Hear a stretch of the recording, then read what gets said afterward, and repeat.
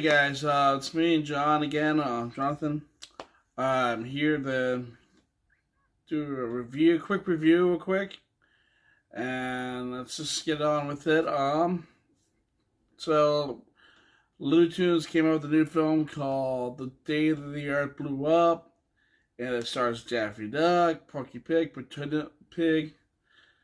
So first of all, if you're a fan of the classic Looney Tunes animation style, jokes, and stuff like that, then this movie is for you because this is clearly made for the Looney Tunes fans like me and everyone else who loves Looney Tunes in general. I first of all love this film. It is a lot of fun. It's funny, beautiful animation. It just the people behind it knew exactly what we wanted and needed. Like, yeah, I enjoy, both Space Jam movies and Looney Tunes Back in Action, but let's be real.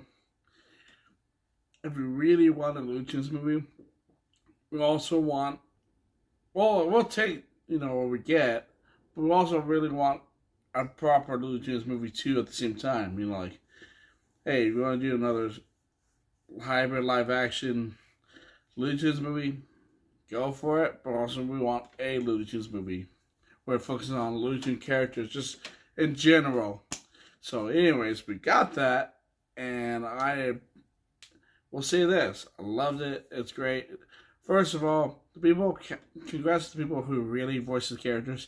They're fantastic. They really know what the characters sound like. It sounds like it's the original cast members, so it's great. The animation is very, very it's a 2D animation and it's very homage to the classic Looney Tunes animation style, and it's done beautifully. Jokes, the jokes are really good. It's that classic Looney Tunes humor. And there are a few a little bit like modern jokes, okay, that's funny, that's decent. Um, but mainly it's the classic Looney Tunes jokes that really carry this movie. The chemistry between Porky Pig and Daffy Duck really works in this movie.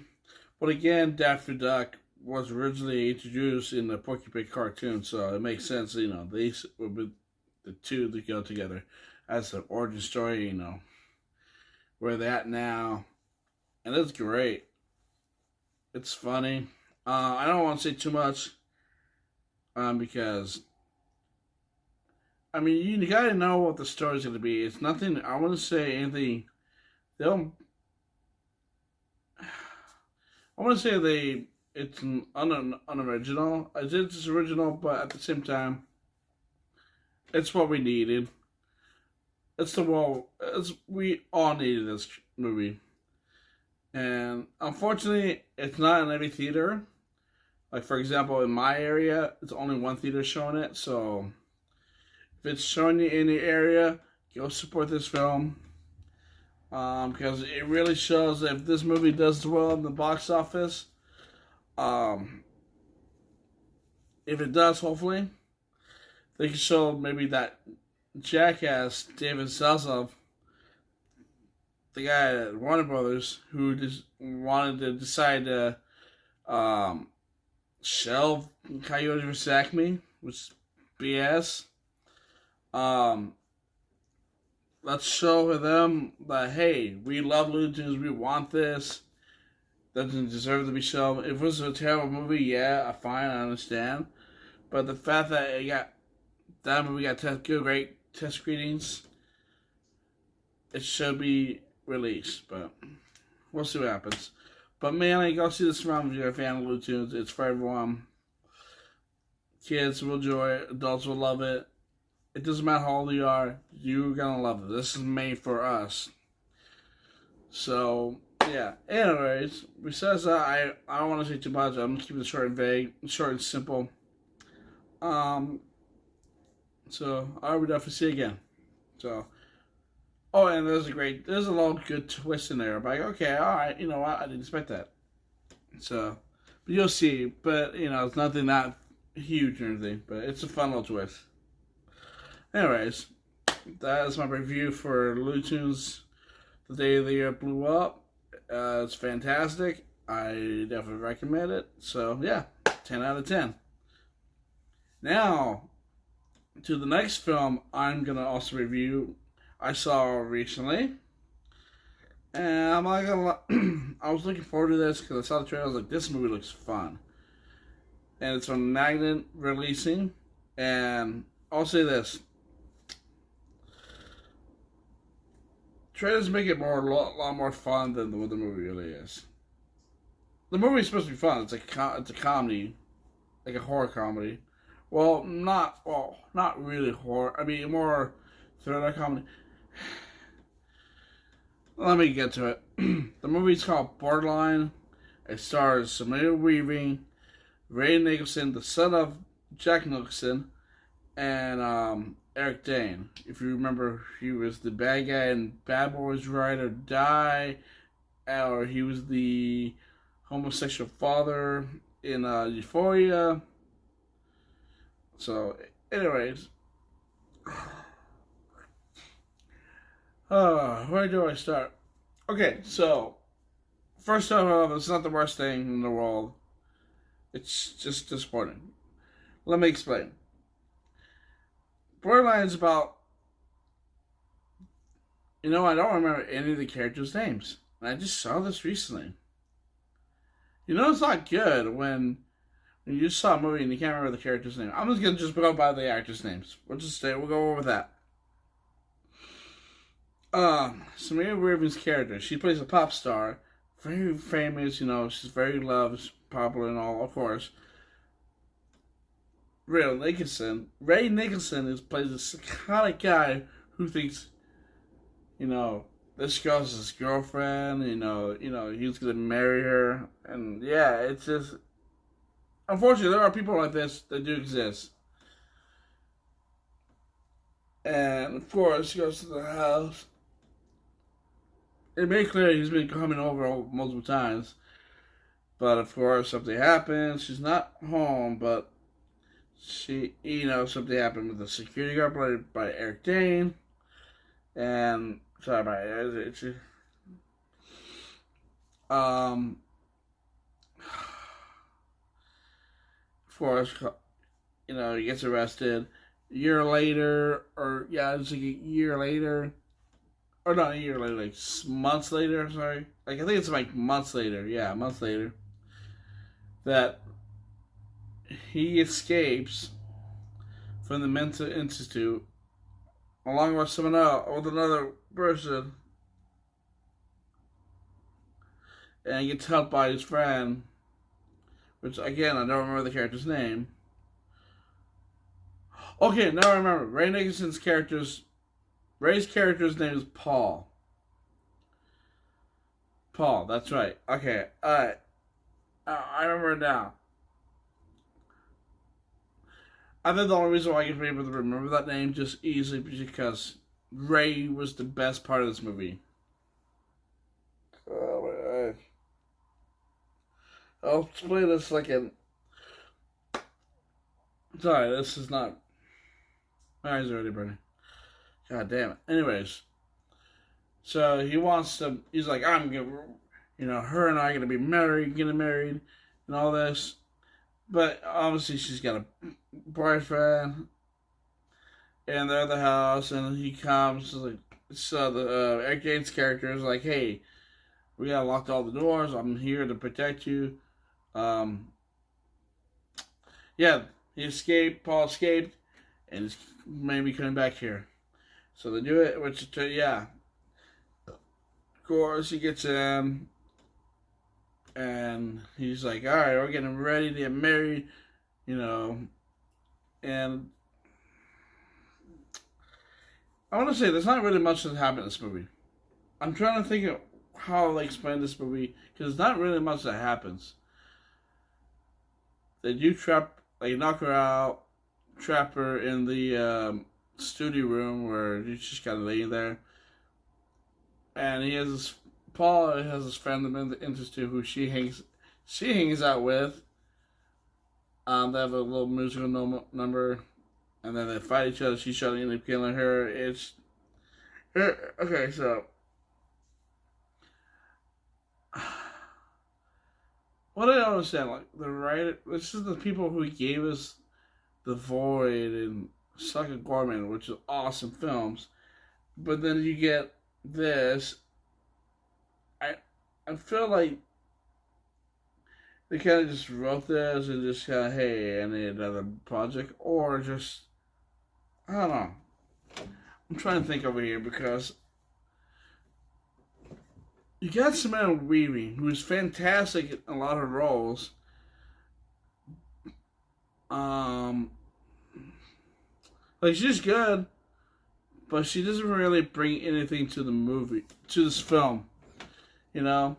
Like, they don't really give her anything to do here. Like, yeah, she have a little bit of a fight with, but it just, but she's just, majority of the film, she's kind of just there. The person that stands out is Ray Nicholson as Paul, because he's a psychotic guy. He thinks he's marrying this girl, and he's seeing things in his head, and he's having fun. Like, again, the opening credits. He's living in the house, dancing in the underwear, you know, eating the food, you know, listening to music. Just having the time of his life. This guy, I mean, needs help. He needs to be in the mental institute. I mean, yes, he was, but he escaped because he thinks she's the one. He's the best part of the movie. Again, he really cares, but he's the one that has the most fun. He's the fun character. Everybody else is just kind of there. Eric Dane, problem with Eric Dane's character, because he gets screwed at the beginning, but he lives, obviously, and he's back. And then he gets screwed again, and you don't see him for a long time until the next morning in the movie. So you think he's dead, but he's not alive. It just, or Paul's best friend, he just a lapdog for him. Or the girl, I mean, that he comes to escape with. I mean, the most she does is tries to kill Samantha Weaving's character, but doesn't succeed. She burns alive. Oh yeah, she kills the guy who opens the gate. I mean, it was a little, I mean, entertaining. It was alright. I thought they were gonna give her more to do. I'm like, okay, that's cool. She's kind of like this fun character, and then she's gone, and that's it. I'm like, wasted potential. By the way, I can't think of her name on top of my head right now. But it's also played by Chris Evans' wife, actually. Yes, she is married to Chris Evans, Captain America. So yeah. Oh yeah, they bring Eric Dane's character, wife and kid into the movie. It doesn't add anything to the movie. There's a cop that appears in the movie to watch over the girl and the kid, but gets killed off. He's only in it for like a couple minutes, and then he's just gone.